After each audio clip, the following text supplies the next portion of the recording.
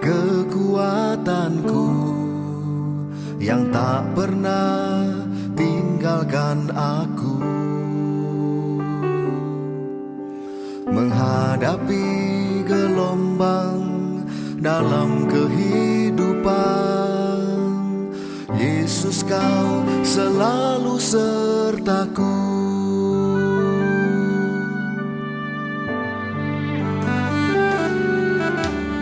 Tuhan, Engkaulah kekuatanku yang tak pernah tinggalkan aku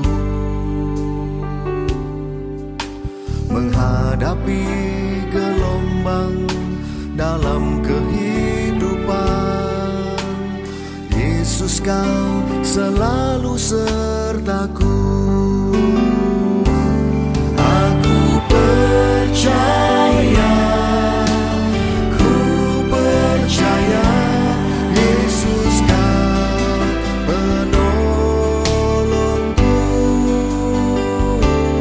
Aku percaya, ku percaya, Kau pulihkan hidupku.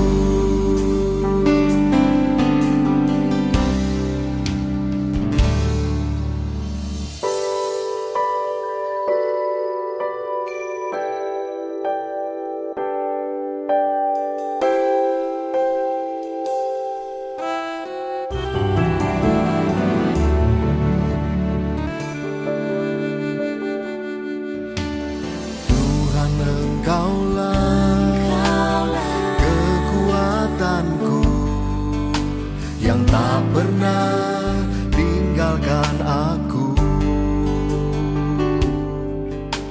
menghadapi gelombang dalam kehidupan. Yesus, Kau selalu sertaku.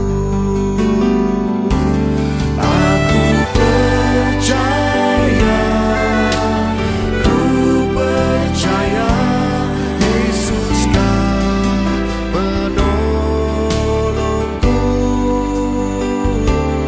Aku percaya, ku percaya, Kau pulihkan hidupku.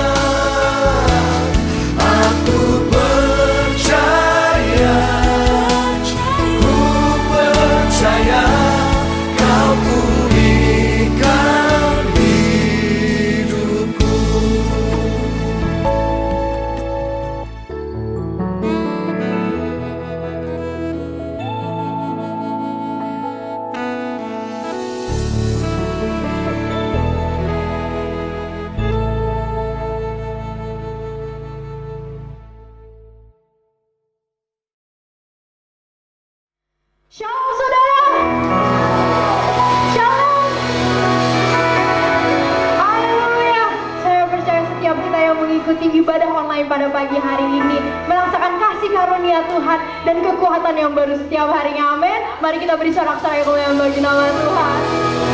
Haleluya.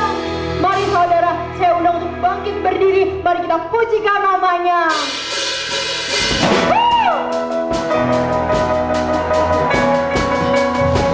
Kita semua umat pilihan Allah. Amin.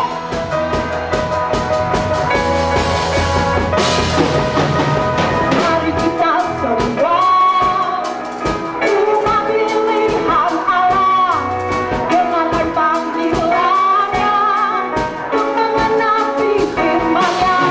Sekaranglah waktunya untuk menerima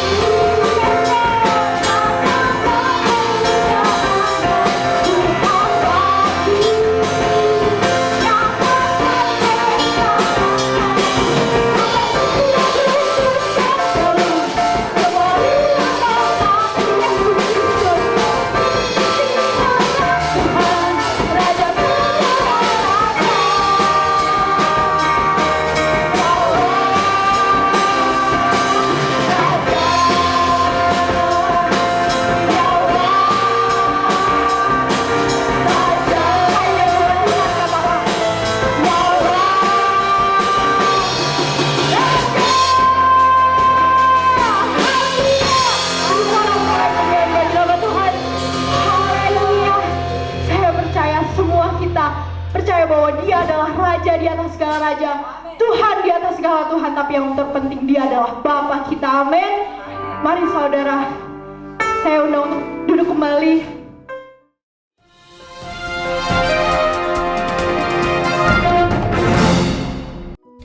Shalom, jadwal kegiatan-kegiatan gereja dapat saudara temukan di media sosial gereja. Di Facebook page Gereja Bethany Indonesia Anointing of Peace, Instagram Bethany AOE Events, dan YouTube channel Bethany AOE Production. Segera follow, like, subscribe, dan share video-video yang ada, dan marilah kita menjadi saluran berkat. Online fellowship dapat Anda ikuti melalui Facebook page gereja setiap hari Senin sampai Sabtu pukul 7:30 malam atau jam 19.30 waktu Indonesia bagian Barat. Ibadah Minggu dapat Anda ikuti melalui YouTube channel Bethany AOE Production setiap hari Minggu jam 10 pagi. Dan bagi saudara yang membutuhkan dukungan doa, Anda bisa mencantumkan pokok-pokok doa saudara melalui kolom komentar yang ada di bawah video ini. Tim doa kami rindu berdoa bagi Anda. Selanjutnya, kita sudah diberi banyak kemudahan dalam memberikan persembahan online. Persembahan dapat ditransfer ke rekening Bank Mandiri Gereja Bethany Indonesia atau dengan menggunakan QR Code melalui aplikasi GoPay, OVO, Dana, atau Link Aja. Inilah cara memberikan persembahan melalui QR Code. Pertama, buka aplikasi yang Anda inginkan. Klik Pay atau Scan, lalu scan QR Code yang ada. Masukkan nominal yang Anda inginkan, klik Confirm atau Pay, dan Anda akan segera menerima konfirmasi apabila transaksi Anda sudah berhasil. Mari kita bersama-sama mempersiapkan diri untuk beribadah, mengikuti praise and worship, mendengarkan dan mencatat khotbah yang disampaikan, dan mengikuti perjamuan kudus. Mari kita percaya akan ada sesuatu yang luar biasa yang terjadi pada hari ini. Selamat beribadah, Tuhan Yesus memberkati.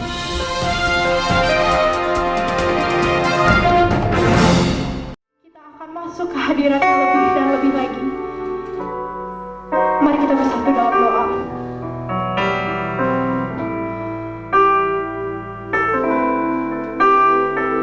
Bapa, terima kasih atas penyertaan-Mu yang sempurna.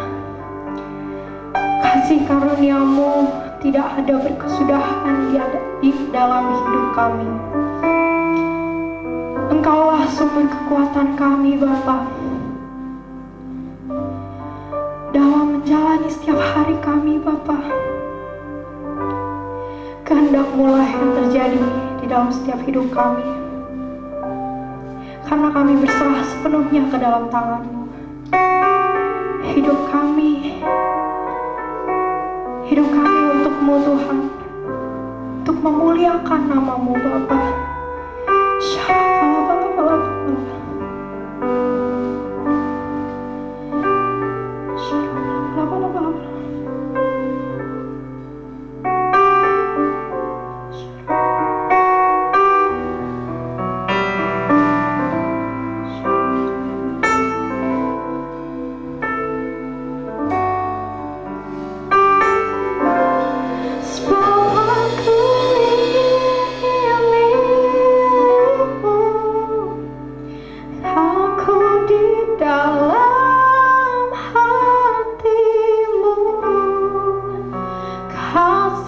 Setiamu yang menghidupkan aku.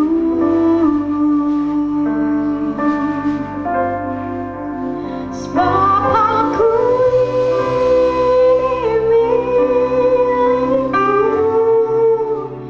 aku pertahankan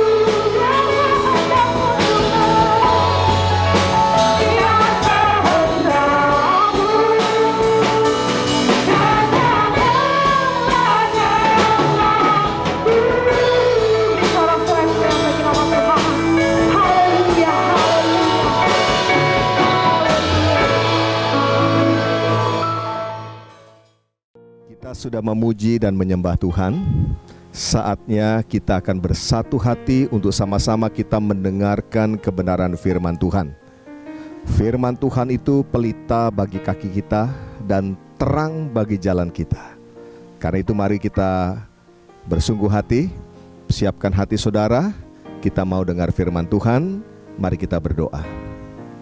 Bapa, di dalam nama Tuhan Yesus Kristus, kami mengucap syukur kalau pada hari Minggu ini kami boleh kembali mengadakan ibadah online, dan kami sudah memuji menyembah Tuhan. Kami percaya dimanapun kami memuji menyembah Tuhan, hadirat-Mu turun atas setiap kami.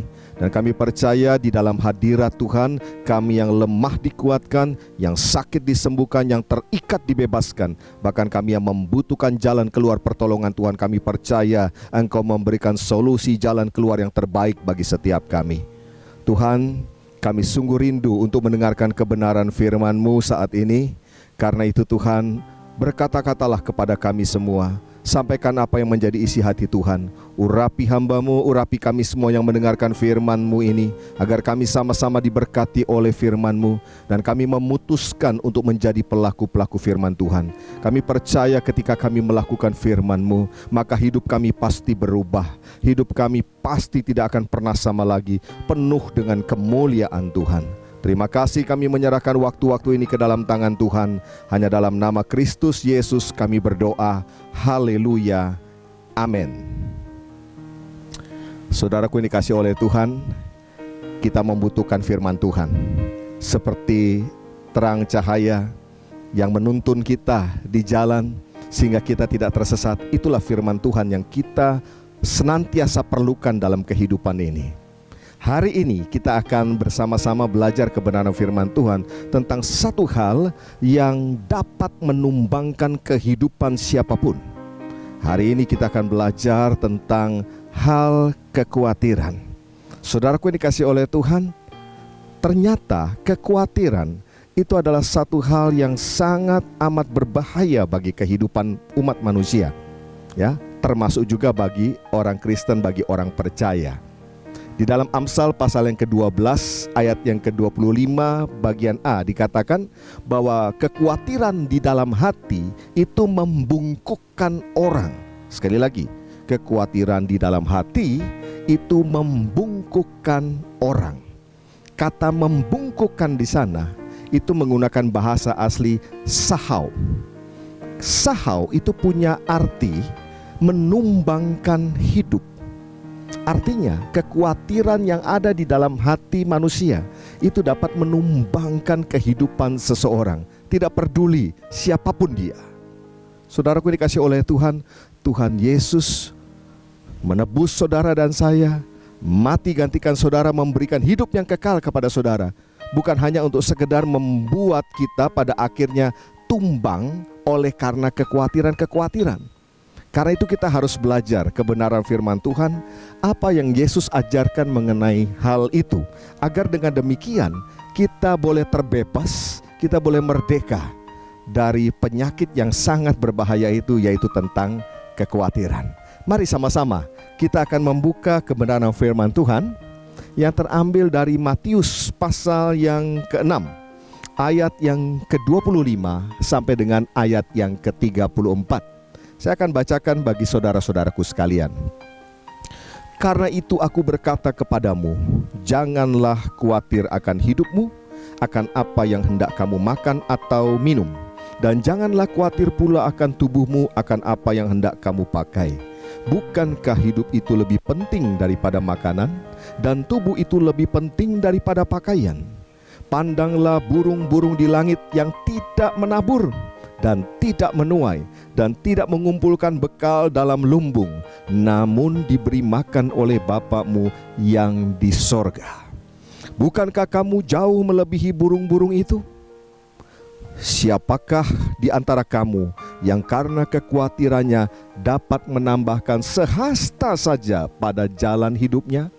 Sehasta itu 45 cm, ya, jarak dari siku sampai dengan ujung jari tengah. Orang dewasa tentunya. Itu sehasta, ya. Dan mengapa kamu khawatir akan pakaian? Perhatikanlah bunga bakung di ladang yang tumbuh tanpa bekerja dan tanpa memintal. Namun aku berkata kepadamu, Salomo dalam segala kemegahannya pun tidak berpakaian seindah salah satu dari bunga itu. Jadi jika demikian Allah mendandani rumput di ladang yang hari ini ada dan besok dibuang ke dalam api, tidakkah Ia akan terlebih lagi mendandani kamu, hai orang yang kurang percaya? Sebab itu janganlah kamu khawatir dan berkata, apakah yang akan kami makan? Apakah yang akan kami minum? Apakah yang akan kami pakai? Semua itu dicari bangsa-bangsa yang tidak mengenal Allah. Akan tetapi Bapamu yang di sorga tahu bahwa kamu memerlukan semuanya itu. Tetapi carilah dahulu kerajaan Allah dan kebenarannya, maka semuanya itu akan ditambahkan kepadamu. Sebab itu janganlah kamu khawatir akan hari besok, karena hari besok mempunyai kesusahannya sendiri. Kesusahan sehari cukuplah untuk sehari. Saudaraku yang dikasihi oleh Tuhan Yesus Kristus, kalau kita berbicara tentang hal kekhawatiran dalam hidup, tentu ada begitu banyak macamnya, bukan? Ya, ada orang yang mengkhawatirkan mengenai hal pekerjaan, apalagi hari-hari seperti ini di mana pandemi sedang ada di seluruh dunia, termasuk di negeri kita ini. Maka kita melihat ada begitu banyak perusahaan-perusahaan yang terpaksa sekali mereka harus mengadakan pengurangan karyawan. Dan saya melihat ada banyak orang yang menjadi khawatir, apakah mereka akan terus mendapatkan pekerjaannya, ataukah mereka harus kehilangan pekerjaannya. Ya, kalau itu yang sudah bekerja. Untuk mereka yang belum bekerja juga khawatir tentang pekerjaan.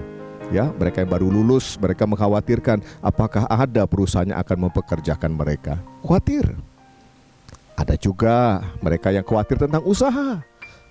Maksudnya kalau mereka yang sedang berusaha hari-hari ini, mereka mulai mengkhawatirkan dengan keadaan yang semakin menekan, ya, membuat persaingan semakin tinggi. Apakah mereka masih bisa meneruskan usaha mereka? Atau untuk mereka yang baru akan memulai usaha, ada kekhawatiran juga dalam diri mereka. Apakah mereka akan bisa survive? Ataukah mereka akan bangkrut? Lalu kalau bangkrut, apa yang harus mereka perbuat? Bagaimana mereka bisa menangani hal itu? Kekhawatiran, ya, baik pekerjaan, baik usaha. Ada juga yang mungkin kekhawatirannya mengenai hal jodoh. Ya, untuk mereka yang hari-hari ini sedang mencari jodoh, mungkin mereka mengalami, ya, kekhawatiran. Ya, apakah saya bisa mendapatkan jodoh yang terbaik? Ya, apalagi saya pernah bertemu dengan seseorang yang berkata, saya sudah kepala 4, tapi sampai hari ini saya belum mendapatkan jodoh. Ya, ada banyak kekhawatiran. Ya, nah kalau kepada orang yang sedang cari jodoh, saya selalu tekankan begini: gunakan prinsip 3B. Ya, berdoa 1, berusaha itu 2, dan yang ketiga, belum dapat juga nih, ya berserah aja. Ya, akan tiba waktunya. Karena saya percaya Tuhan sudah sediakan yang terbaik buat saudara. Kekhawatiran tentang jodoh, kekhawatiran tentang masa depan, kekhawatiran tentang pernikahan, dan lain sebagainya. Dan tadi kita sudah sama-sama belajar, ternyata kekhawatiran itu bisa menumbangkan kehidupan. Itulah sebabnya Tuhan Yesus mengajarkan kepada murid-muridnya dan orang banyak yang mendengarkan pada saat itu. Kalau saudara perhatikan, ini adalah rangkaian khotbah di bukit. Artinya, pengajaran ini didengarkan oleh begitu banyak orang, begitu banyak manusia. Mengapa Yesus membahas tentang hal kekhawatiran? Saya yakin dan percaya Yesus membahas kekhawatiran karena pada saat itu pun ada begitu banyak orang yang khawatir. Dengan kata lain, kekhawatiran bukan penyakit baru. Kekhawatiran ini sudah merupakan penyakit yang turun-temurun sejak zaman dahulu kala. Tetapi tangkap ini baik-baik. Sebagai murid-murid Yesus, sebagai anak-anak Allah, saudara dan saya, kita diberi kuasa untuk keluar, untuk terbebas dari penyakit yang satu ini. Amin. Berapa banyak di antara saudara yang mengikuti ibadah online ini, yang menyaksikan video ini, saudara juga rindu hidup saudara dibebaskan dari segala kekhawatiran dalam hidup yang bisa menumbangkan kehidupan saudara. Boleh angkat tangan tinggi? Bolehlah angkat tangan tinggi di hadapan Tuhan. Puji Tuhan, puji Tuhan. Saya percaya firman Tuhan pada hari ini akan memerdekakan saudara. Nah, kembali saudara kita perhatikan di sini. Kita melihat bahwa Yesus berkata janganlah khawatir. Ya, ini bukan sebuah saran. Ini adalah sebuah perintah dari Tuhan. Ya, Tuhan tahu yang terbaik buat anak-anaknya. Tuhan tahu yang terbaik buat murid-muridnya. Itulah sebabnya Dia memberikan perintah, janganlah kamu khawatir. Nah, kata khawatir di situ di dalam bahasa aslinya menggunakan kata merimna. Kata merimna itu punya dua arti yang penting sekali. Yang pertama adalah terlalu fokus kepada masalah sehingga menguras seluruh energi. Ya, terfokus kepada satu masalah, ya, yang akhirnya menguras seluruh energi yang ada. Yang kedua, yaitu gelisah atau cemas yang berlebih-lebihan. Ya, cemas atau gelisah memang terkadang diperlukan dalam satu takaran tertentu. Kok bisa? Ya, contohnya saudara mau mengikuti ujian, ya, mau mengikuti ujian masuk universitas misalnya, atau ujian untuk penerimaan karyawan. Kalau saudara nggak ada gelisahnya sedikit pun, nggak ada khawatirnya sedikit pun, nggak ada cemasnya sedikit pun, jangan-jangan nggak mempersiapkan diri. Jadi dalam takaran tertentu itu diperlukan. Tetapi kalau sudah sangat amat berlebihan, itu yang disebut dengan khawatir. Itu yang tidak boleh terjadi dalam kehidupan kita sebagai anak-anak Tuhan. Merimna tadi punya pengertian juga terlalu fokus kepada masalah, sehingga akhirnya seluruh energi kita itu terbuang, ya, terserap, terkuras seluruh energi kita. Nah, saudaraku yang dikasihi oleh Tuhan, mari belajar. Jangan sampai hal makanan, hal minuman, hal pakaian sampai menguras seluruh energi yang ada pada kita. Ya, kalau kita perhatikan di sini, hidup kita, hidup saudara dan saya, sejak kita menerima Yesus sebagai Tuhan dan Juru Selamat, hidup kita sebetulnya ada di tangan Tuhan. Kalau saudara menyadari hal itu, saya percaya kita akan hidup dengan tenang tanpa rasa khawatir. Karena kita ada di tangan Allah, Allah yang dapat diandalkan, Allah yang dapat dipercaya, Allah yang tidak pernah lalai untuk menepati setiap janji-janjinya dalam hidup kita, dan Allah yang tidak pernah gagal untuk menggenapi firman-Nya. Hidup kita ada di tangannya Dia.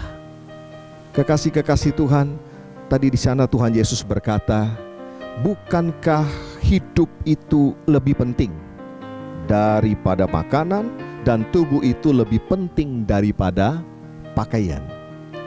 Di sini jelas Yesus menekankan tentang prioritas-prioritas dalam hidup. Saudara, hidup itu lebih penting daripada semuanya. Amin. Dan kalau kita lihat di sini saudaraku, kata hidup yang Yesus maksudkan itu berbicara tentang tiga hal utama. Yang pertama, ya, kata hidup itu dari bahasa aslinya suke. Ya, suke itu punya arti yang pertama adalah nafas hidup. Katakan bersama saya, nafas hidup. Ya, yang kedua adalah jiwa manusia. Katakan bersama saya, jiwa manusia. Dan yang ketiga, kata suke atau hidup itu punya pengertian kekekalan. Katakan bersama-sama, kekekalan. Mari kita akan lihat bersama-sama. Ya, Yesus berkata, bukankah hidup itu lebih penting daripada makanan, dan tubuh itu lebih penting daripada pakaian. Arti yang pertama tadi dikatakan nafas hidup. Ya, Tuhan Yesus sedang berkata, bukankah nafas hidup itu lebih penting daripada makanan, minuman, pakaian, dan lain sebagainya? Berapa banyak saudara yang menyadari dan bersyukur kalau kita ini masih bernafas saat ini? Coba sadari betul. Ya, seharusnya kita mensyukuri saudara, kalau hari ini Tuhan masih percayakan nafas hidup dalam diri kita. Sebab nafas hidup itu, itulah yang membuat pembedaan antara seseorang yang disebut manusia dan seseorang yang sudah selesai dalam tugasnya sebagai manusia. Bayangkan begini, saudara. Ya, kita sedang duduk bersama-sama. Tiba-tiba orang yang di sebelah saudara, entah sebelah kiri, entah sebelah kanan, ya. Coba ditengok dulu kalau ada orang di sebelah kiri, sebelah kanannya.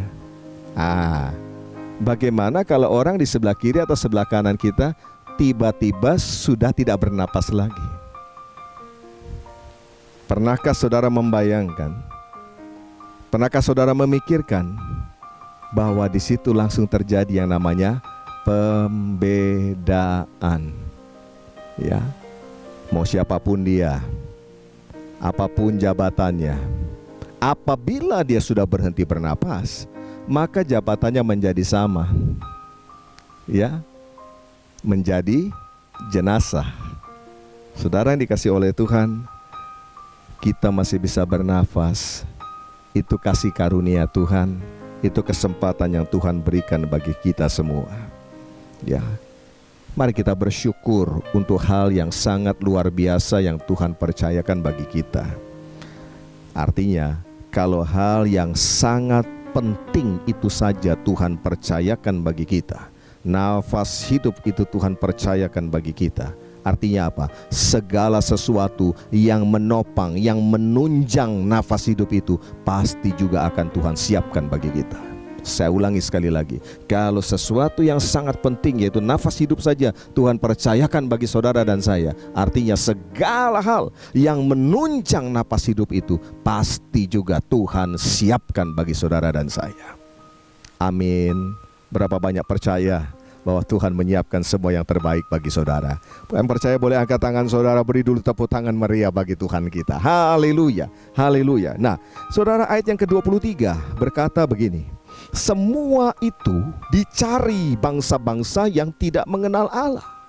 Akan tetapi Bapakmu yang di sorga tahu. Saya ulangi, Bapakmu yang di sorga tahu bahwa kamu memerlukan semuanya itu. Ya, bangsa-bangsa yang tidak mengenal Allah mencari itu semua. Wajar, wajar mereka tidak mengenal Allah. Artinya apa? Hidup mereka bukan sama seperti saudara dan saya yang sudah ada di tangan Allah, bukan? Ya, mereka akan khawatir. Tetapi saudara dan saya, mari pegang kebenaran ini, bahwa Bapa kita yang di sorga tahu kalau kita membutuhkan semua itu. Ya, coba katakan bersama dengan saya, Bapakku yang di sorga tahu. Ya, bisa lebih keras lagi, bilang Bapakku yang di sorga tahu bahwa aku membutuhkan semuanya itu. Saya percaya kalau nafas hidup saja Tuhan percayakan, maka semua yang menunjang Tuhan juga pasti percayakan bagi kehidupan kita untuk menunjang nafas hidup itu. Ya, jadi ketika Yesus berkata, bukankah hidup itu lebih penting daripada pakaian? Bukankah hidup itu lebih penting daripada makanan? Artinya apa? Nafas hidup saudara dan saya itu jauh lebih penting daripada hal makanan, hal minuman, hal pakaian. Hargai itu. Hargai. Kalau hari ini kita masih bernapas, gunakanlah kesempatan untuk memuliakan nama Tuhan. Itu yang pertama, kata hidup atau suke. Yang kedua artinya adalah jiwa manusia. Nah, kekasih-kekasih Kristus, jiwa manusia itu selalu berbicara tentang 3 hal, yaitu pikiran, perasaan, dan kehendak. Amin. Saya mau tanya dulu, 3 hal ini saudara punya? Siapa di sini yang punya pikiran? Siapa di sini yang punya kehendak? Siapa di sini yang punya perasaan? Nah, sebaliknya saya mau tanya, ada nggak yang nggak punya pikiran? Ada nggak yang nggak punya perasaan? Ada nggak yang nggak punya kehendak? Kita punya. Karena selama kita menjadi manusia, kita diberikan oleh Tuhan sama, yaitu jiwa, yang artinya pikiran, perasaan, dan kehendak. Kekasih-kekasih Tuhan, ini adalah hal yang sangat penting. Kita harus pahami bahwa pikiran itu, perasaan, dan kehendak itu adalah ciptaan Tuhan buat kita. Ya, ini sekaligus untuk meluruskan beberapa pengertian yang seringkali kurang tepat. Ketika orang berkata, oh kalau kita memuji menyembah Tuhan, kalau kita mengikut Tuhan, jangan pakai pikiran. Ya, oh Tuhan menciptakan kita dan memberikan kepada saudara dan saya pikiran dengan maksud supaya saudara bisa berpikir. Amin. Ya, nah ada beberapa tipe manusia memang. Ya, kalau saya lihat dalam hal berpikir, ada beberapa tipe orang atau tipe manusia. Ada orang yang berpikirnya adalah ekstrim negatif. Ekstrim negatif itu begini saudara, segala sesuatu begitu dia lihat, begitu dia rasakan, langsung pikirannya negatif. Contoh saja, berjabat tangan, ya sekarang nggak boleh ya jabat tangan ya. Oke, salam dari jauh, lalu kemudian orangnya tersenyum, ya. Kalau orang yang ekstrim negatif langsung berpikir begini, loh, kenapa dia tersenyum sama saya? Pasti ada maunya nih, pasti ada apa-apanya. Negatif, meskipun tidak ada sesuatu, tetapi dia bisa berpikir negatif. Ya, tapi sebaliknya juga ada orang yang ekstrimnya positif, ya. Kepada siapapun, pokoknya positif aja, ya. Nah, saya mau bilang justru yang terlalu positif juga tidak baik.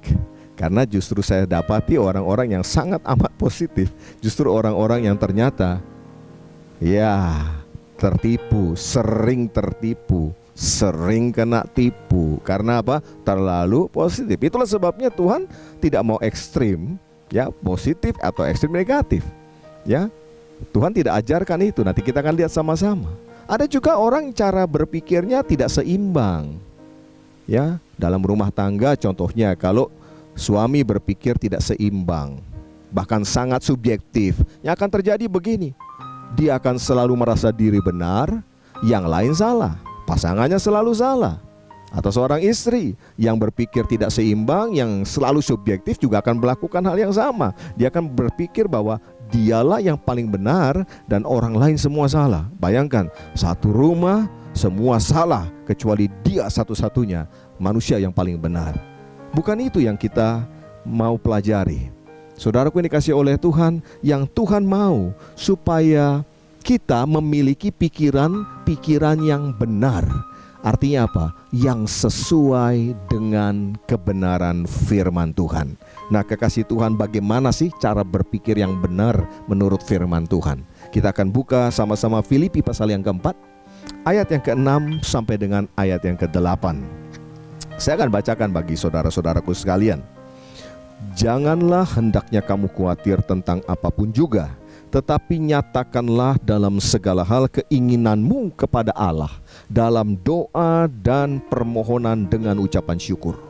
Damai sejahtera Allah yang melampaui segala akal akan memelihara hati dan pikiranmu dalam Kristus Yesus. Ayat yang ke-8, ini ayat favorit nih, ya. Semua orang sering memfavoritkan ayat ini, termasuk saya, ya. Kita baca sama-sama. Ayo baca dengan suara keras. Jadi akhirnya, saudara-saudara, semua yang benar, semua yang mulia, semua yang adil, semua yang suci, semua yang manis, semua yang sedap didengar, semua yang disebut kebajikan dan patut dipuji, pikirkanlah semuanya itu. Ya, saudaraku yang dikasihi oleh Tuhan, apakah saudara setuju dengan statement ini bahwa medan peperangan yang sesungguhnya itu ada di dalam pikiran kita? Ya kan, kita sering dengar. Saudara setuju? Yes. Dan itu memang benar. Medan peperangan yang terbesar itu justru ada dalam pikiran manusia. Ya, manusia menang atau menjadi kalah, khawatir atau tidak khawatir, itu sebetulnya berasal dari pikirannya. Karena itu saudara, orang-orang yang terbebas dari kekhawatiran pasti dimulai juga dari pikirannya yang bebas dari kekhawatiran. Nah, ini kita akan pelajari bersama-sama. Maka itu Rasul Paulus menuliskan tadi bahwa pikirkanlah semua yang benar, pikirkanlah semua yang mulia, pikirkanlah semua yang adil, pikirkanlah semua yang suci, semua yang manis, semua yang sedap didengar, semua yang disebut kebajikan dan patut dipuji. Pikirkanlah semuanya itu. Ya, sebab ketika kemenangan terjadi di pikiran, maka secara nyata dalam hidup tiap-tiap hari kita juga akan mengalami kemenangan dan bebas dari yang namanya rasa khawatir. Kekasih Tuhan, tadi saya katakan ini kan ayat favorit ini. Tapi tahukah saudara, ayat yang ke-8 ini adalah hasil dari ayat yang ke-6 dan ayat yang ke-7. Ya, jadi kalau saudara ingin memikirkan semua yang baik, yang benar, yang mulia tadi, coba lihat ayat yang ke-6. Ya, ayat yang ke-6 berkata apa? Janganlah hendaknya kamu khawatir tentang apapun juga. Jadi semua dimulai dari mana? Jangan khawatir. Nah, lalu dikatakan tetapi nyatakanlah dalam segala hal keinginanmu kepada Allah dalam doa dan permohonan dengan ucapan syukur. Kekasih Tuhan, ketika kita berdoa, menaikkan doa dengan ucapan syukur kepada Tuhan, ini akan terjadi. Tuhan akan mengintervensi cara berpikir kita. Tuhan akan mengintervensi seluruh pemikiran-pemikiran kita. Apa itu mengintervensi? Dia akan menyentuh, menjamah dan mengubahnya. Jadi ketika orang datang dalam doa dan ucapan syukur, intervensi Tuhan terjadi dalam kehidupannya. Maka ayat 7 akan terjadi, yaitu damai sejahtera Allah memelihara hati dan pikiran kita. Baru kemudian ayat yang ke-8 tadi akan menjadi bagian saudara dan saya. Amin. Nah, kita lihat di sini saudara, ya, betapa pentingnya hal pikiran yang benar, pikiran yang sesuai dengan firman Tuhan. Ya, berlatihlah untuk berpikir benar.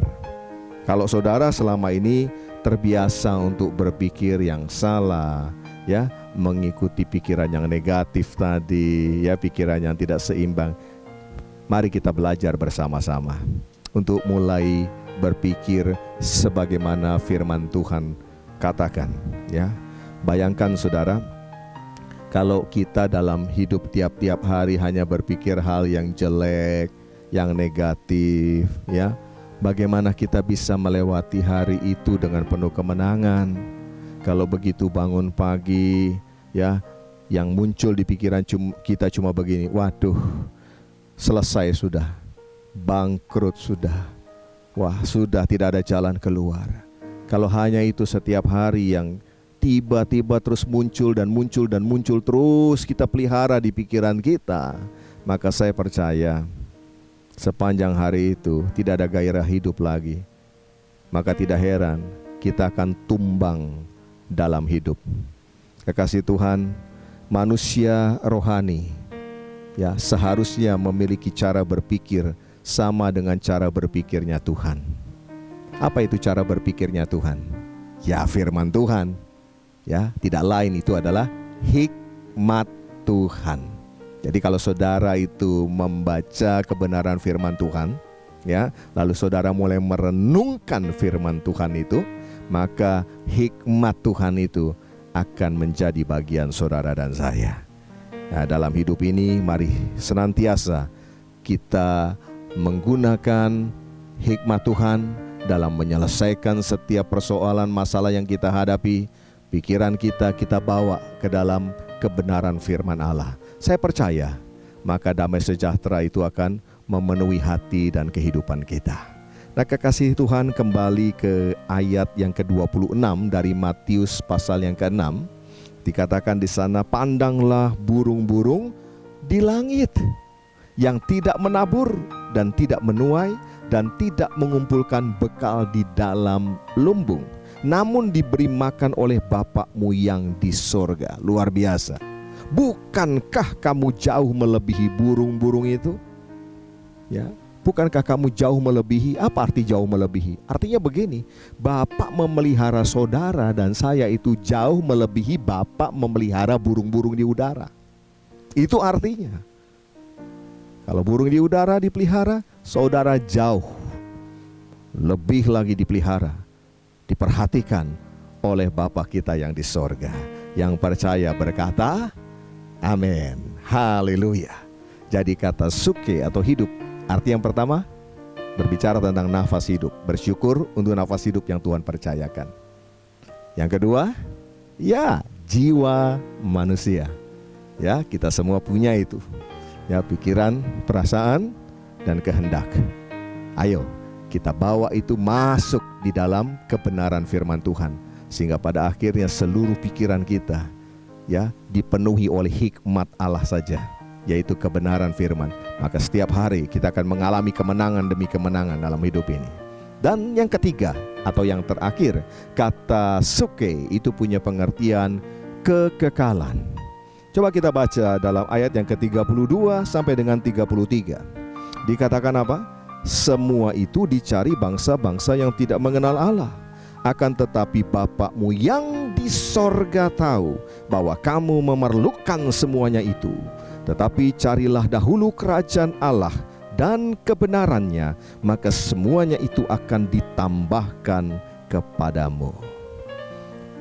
Tuhan lagi berbicara kepada saudara dan saya tentang memprioritaskan kekekalan, bukan hal yang fana.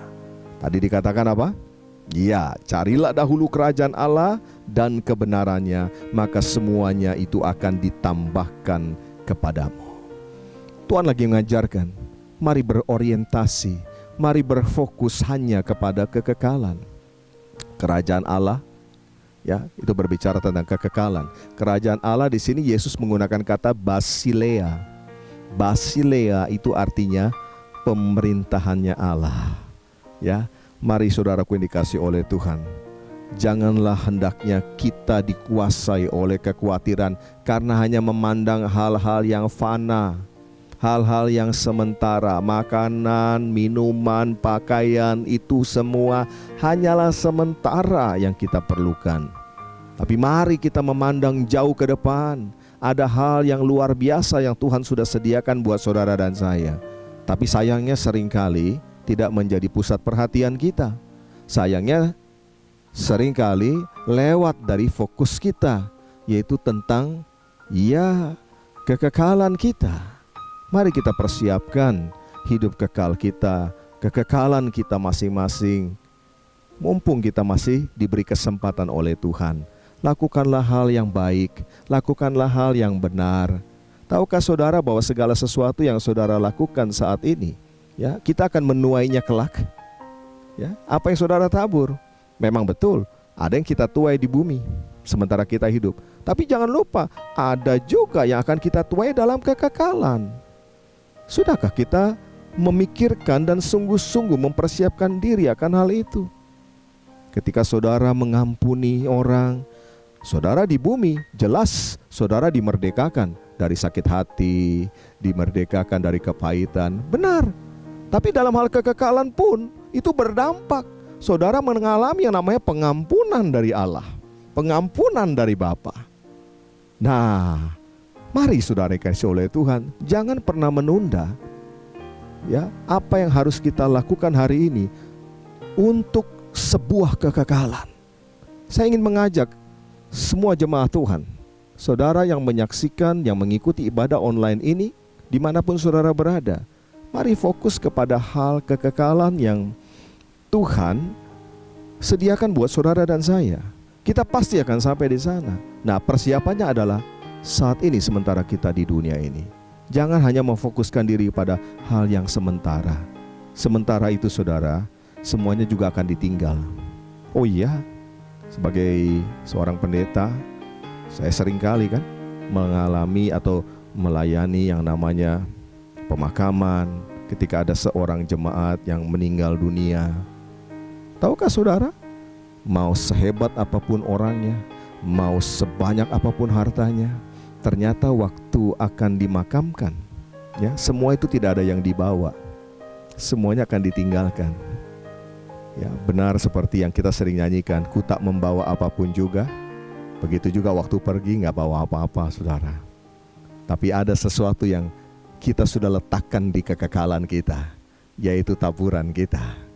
Perbuatan-perbuatan yang kita lakukan sesuai firman Tuhan, kebenaran-kebenaran firman Tuhan yang kita perbuat, itu sebetulnya investasi yang tidak akan pernah hilang sampai selama-lamanya.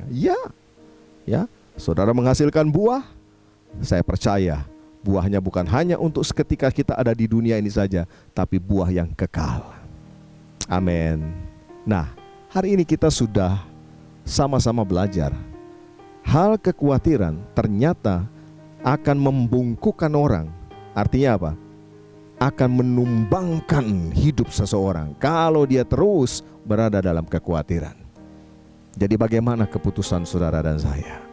Apakah kita mau membiarkan diri kita terus dikuasai oleh kekhawatiran karena ketidakpahaman, karena ketidakmengertian kita? Atau sebaliknya, hari ini Tuhan membukakan buat saudara dan saya pengertian atau pemahaman, dan saudara berkata, saya mau bebas dari kekhawatiran. Saya lebih mau memfokuskan kepada hal kehidupan. Ya, sebab hidup itu berbicara tentang nafas, berbicara tentang jiwa, berbicara tentang kekekalan. Saya mau memprioritaskan, saya mau memfokuskan pada hal-hal yang demikian. Pilihan ada di tangan saudara. Engkau mau bebas dari kekhawatiran, atau engkau mau tumbang dalam hidup sampai selama-lamanya? Berapa banyak di antara saudara yang saat ini engkau tahu Tuhan sedang berbicara secara pribadi denganmu. Tuhan lagi berhadapan dengan engkau dan Dia menawarkan kemerdekaan dari kekhawatiran. Nah, kalau saudara menyadari akan hal ini, berapa banyak saudara mau meresponi, Tuhan, beri aku kekuatan, aku mau menang, aku mau bebas dari kekhawatiran. Boleh buka kedua tanganmu di hadapan Tuhan. Bapa, di dalam nama Yesus, Engkau melihat tangan-tangan yang terangkat. Aku berdoa di dalam nama Yesus, biarlah anak-anak-Mu ini Tuhan, hamba-hamba-Mu ini Tuhan, biji mata-Mu ini, hari ini mereka boleh dibebaskan dari penyakit yang dapat menumbangkan kehidupan mereka, yaitu kekhawatiran. Biarlah mulai hari ini dan seterusnya mereka memandang hanya kepada Tuhan Yesus. Mereka memandang kepada Bapa yang tahu bahwa mereka membutuhkan segala sesuatu, yang tahu betul untuk memberikan berkat kepada anak-anak-Mu ini tepat pada waktunya. Tuhan, hamba-Mu berdoa bagi setiap anak-anak-Mu yang meresponi firman-Mu. Biarlah damai sejahtera daripada-Mu memenuhi hati dan pikiran mereka, dan menuntun mereka menjalani hari-hari mereka ke depan, sehingga pada akhirnya Tuhan, mereka boleh menjadi umat pemenang, bahkan lebih daripada pemenang. Mereka tidak lagi kalah oleh berbagai tipu daya. Mereka tidak lagi kalah oleh karena kekhawatiran-kekhawatiran dalam kehidupan ini. Bapa, di dalam nama Tuhan Yesus, aku berdoa bagi setiap anak-anak-Mu. Jika ada di antara anak-anak-Mu yang saat ini ketika mereka mendengarkan firman Tuhan ini, jika ada di dalam keadaan yang sakit, hamba-Mu berdoa di dalam nama Yesus, oleh kuasa bilur-bilur Yesus, biarlah sakit penyakit mereka disembuhkan oleh Tuhan. Biarlah kesembuhan menjadi bagian mereka, dan mereka boleh memuliakan Allah. Mereka boleh memuliakan Tuhan dalam kehidupannya melalui tubuh mereka yang sehat. Apabila ada di antara mereka yang hari-hari ini sedang membutuhkan pekerjaan, sedang membutuhkan usaha apapun Tuhan, untuk menopang nafas hidup, menopang kehidupan yang Tuhan percayakan bagi mereka, berkatilah mereka ya Bapa. Bukakanlah tingkap-tingkap langit-Mu, curahkanlah berkat-berkat-Mu, dan jadikan anak-anak-Mu ini Tuhan saluran berkat bagi banyak orang, sehingga banyak orang juga diberkati lagi melalui kehidupan mereka. Bapa, aku berdoa di dalam nama Yesus juga buat mereka yang hari ini menghadapi jalan buntu dalam hidupnya. Biarlah Tuhan buka jalan bagi mereka. Terima kasih Bapa. Saat ini kami juga teringat bangsa dan negara kami Indonesia. Kami mengangkat tangan kami atas Indonesia. Kami serahkan bangsa dan negara ini ke dalam tangan Tuhan. Kami percaya Indonesia ada di tangan Tuhan. Indonesia ada di hati Tuhan. Indonesia pasti akan keluar dari berbagai krisis yang ada, dan Indonesia akan penuh dengan kemuliaan Tuhan. Tuhan, berkatilah para pemimpin-pemimpin kami, mulai dari pusat sampai ke daerah-daerah. Biarlah mereka semua boleh menjalankan pemerintahan dengan benar, dengan hati yang takut kepada Tuhan. Terima kasih ya Bapa untuk negara yang begitu hebat. Kami mengucap syukur kami boleh ada di negara yang Tuhan kasihi, yang Tuhan cintai ini. Dan saat ini Tuhan, kami akan mengakhiri ibadah online kami pada saat ini. Kami rindu berkat-Mu turun atas setiap kami. Kekasih-kekasih Kristus, Engkau yang sudah mendengarkan kebenaran firman Tuhan, mari jadilah pelaku-pelaku firman. Jangan menunda, lakukanlah apa yang firman Tuhan katakan. Maka hidupmu tidak akan pernah sama lagi. Hidupmu pasti berubah, penuh dengan kemuliaan Tuhan. Mari, angkatlah kedua tanganmu kepada Tuhan dan arahkanlah hatimu kepada Bapa di sorga. Dan terimalah berkat yang berlimpah-limpah di dalam nama Bapa, Anak, dan Roh Kudus, yaitu Tuhan Yesus Kristus, yang menyertai dan memberkati, memulihkan dan mengangkat kita semua mulai saat ini sampai Maranatha, bahkan sampai selama-lamanya. Yang percaya sudah menerima berkat Tuhan, sama-sama kita berkata amin.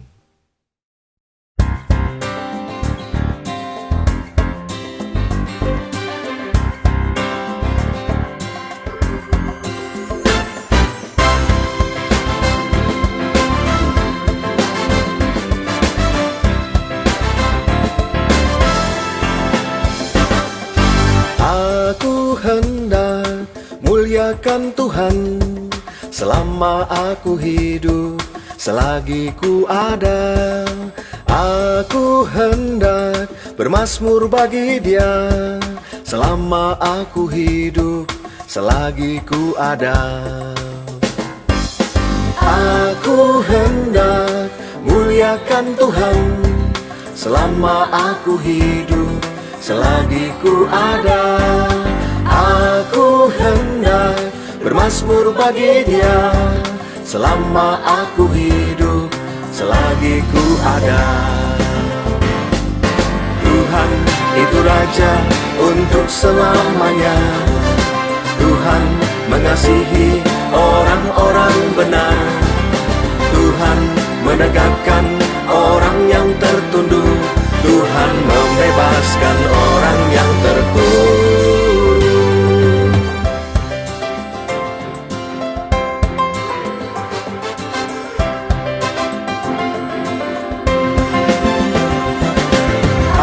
Aku hendak muliakan Tuhan selama aku hidup, selagi ku ada. Aku hendak bermazmur bagi Dia selama aku hidup, selagi ku ada. Aku hendak muliakan Tuhan selama aku hidup, selagi ku ada. Aku hendak bermazmur bagi Dia selama aku hidup, selagi ku ada. Tuhan itu Raja untuk selamanya. Tuhan mengasihi orang-orang benar. Tuhan menegakkan orang yang tertunduk. Tuhan membebaskan orang yang terkurung. Tuhan itu Raja untuk selamanya. Tuhan mengasihi orang-orang benar. Tuhan menegakkan orang yang tertunduk. Tuhan membebaskan orang yang terkurung.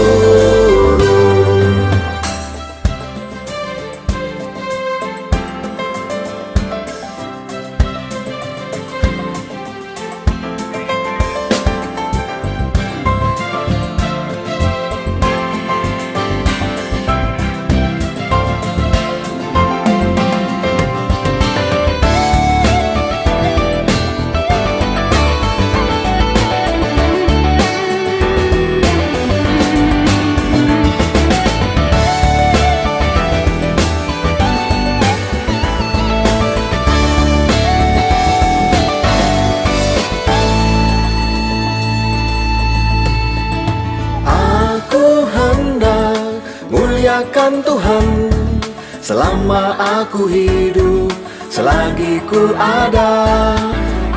Aku hendak bermazmur bagi Dia selama aku hidup, selagi ku ada. Selama aku hidup, selagi ku ada. Selama aku hidup, selagi